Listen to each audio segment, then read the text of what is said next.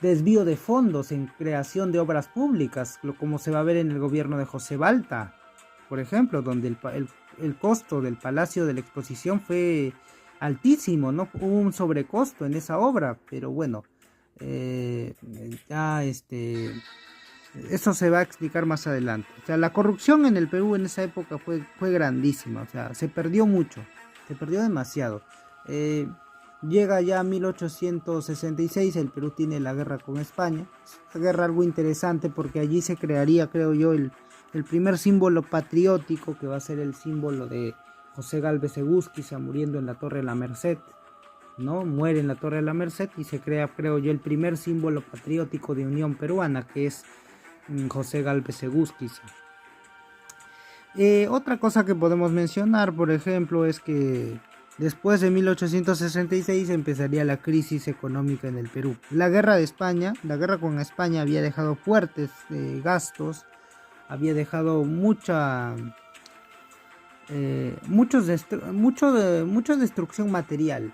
Entonces este conflicto le costó muy caro al Perú. A pesar de que era solamente para maquillar un patriotismo que en esa época era casi inexistente, pero bueno, sirvió para eso. Bueno, y después de 1868 ya comenzarían los problemas, ¿no? El nefasto contrato Dreyfus que va a terminar por hundir la suerte del Perú. Este contrato era una especie de, ¿cómo se dice? Una especie de falsa ilusión, ¿no? Una especie de falacia una especie de engaño para el Perú, porque en el papel el contrato Dreyfus parecía perfecto. El Perú iba a monopolizar el negocio del guano, entregándoselo todo a un banquero francés de origen judío llamado Auguste Dreyfus, y este personaje sería el encargado de administrar el guano peruano. Sin embargo, también fue un contrato donde hubo corrupción. Incluso los consignatarios se van a levantar en contra de este contrato porque iban a perder pues iban a perder su fuente de poder, que era el guano en esa época. Pero el Perú, lastimosamente, el gobierno de José Balta, que fue un gobierno también abiertamente corrupto, terminó por gastar y despilfarrar el dinero en obras públicas, y el Perú se seguía endeudando.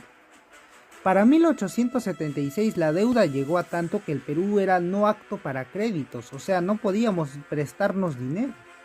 Éramos un país poco confiable para hacer préstamos, porque estábamos endeudados hasta el cuello, imagínense.